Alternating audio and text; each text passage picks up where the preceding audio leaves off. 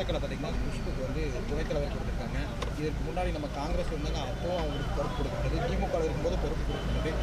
குஷ்புக்கு மட்டும் ஏன் இந்த மாதிரி ஒரு இது நடக்குது? என்ன காரணம்? குஷ்பு ஏன் முன்னிலை கொடுக்குறாங்க? இல்லை அவங்க கொஞ்ச நாள் தான் கட்சியில் இருந்தாங்க. எங்கள் கட்சியில் தெரியும், நானே இப்போ 1.5 ஆண்டுகளாவது தலைவராகி எந்த பொறுப்பாளரையும் மாற்ற முடியவில்லை. காரணம் என்னவென்றால் இது தேசிய கட்சி. ஒரு மாநிலத்திலையும் மிகப்பெரிய பணிகள் இருந்து கொண்டுருக்கின்றன. அதெல்லாம் முடித்து ஒரு மாநிலமாக நியமனம் செய்யும் போது செய்வார்கள். அந்த இன்னும் கொஞ்ச நாள் பொறுத்து இருந்தால் அவருக்கும் நல்ல ஒரு பொறுப்பு கிடைச்சிருக்கும். ஓகேண்ணா, இன்னொன்று கடம்பூர் ராஜு ஒரு கருத்தை பதிவு பண்ணியிருக்காரு. நேற்று ஒரு கருத்தை பதிவு பண்ணியிருந்தாரு. அது ஒரு பெரிய பிரச்சனையை ஏற்படுத்திட்டு 98 பாஜக ஆட்சியை கவிழ்க்கிறது. 1999 ஜெயலலிதா அம்மையார் வந்து ஆட்சியை கவிழ்த்து வரலாற்று பிழை, அப்படி கவிழ்த்திருக்கக்கூடாதுன்றாங்க. அப்போ இந்த கட்சியை ஏற்படுத்தியவர், அந்த கட்சியை கட்டமைத்து மேலே கொண்டு வந்தவர் அம்மையார் ஜெயலலிதா அவர்கள். 3 முறை 4 முறை முதலமைச்சராக இருந்தவர். அவரையே அவர்கள் கைவிட்டு விட்டார்கள் என்றுதான் தோன்றுகிறது. அவருடைய சுப்ரீமோ புரட்சித் தலைவர் எம்ஜிஆரை பாஜக சித்தரித்து மோசமான நிலையில் காட்டுகிறார்கள். அம்மையார் ஜெயலலிதாவையும் மோசமான நிலையில் ஊழல் செய்தவர், குற்றவாளி, என்னென்னலாம் சொல்ல வேண்டியமோ செய்தார்கள். இதே போன்று தான் தொடர்ந்து அதிமுகவுடைய தலைவர்களை மிகவும் மோசமாக பேசுகிறார்கள். இருந்த போதிலும் பாஜக கூட்டணி வேண்டும் என்று இவர்கள் கட்டாயப்படுத்தி கொண்டிருக்கிறார்கள். இது எங்கே போய் முடிய போகுது என்று தெரியவில்லை.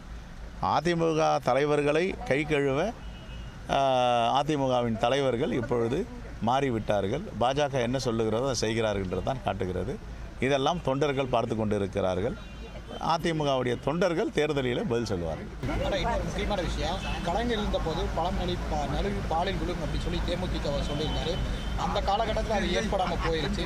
தற்பொழுது தேமுதிக அவங்க வந்து பிரேமலதா வந்து ஸ்டாலினை சந்திச்சிருக்காங்க. இதை எப்படி பார்க்குறீங்க? இந்த முறை வந்து பழம் நழுவி பாலில் விழும் அது திராவிட முன்னேற்ற கழகத்தின் தலைவர், கூட்டணி கட்சி தலைவர், அவர் தான் முடிவு பண்ணணும். நீங்கள் கூட்டணியில் நீங்கள் இருக்கீங்க, இப்போ தேமுதிக வந்து எந்த அளவுக்கு நல்லா ஸ்ட்ராங் ஆகும்? ஏன்னா எங்களுடைய காங்கிரஸ் தலைமையும் திமுக தலைமையும் முடிவு செய்தால் நாங்கள் அதை வரவேற்போம். தேங்க்யூ.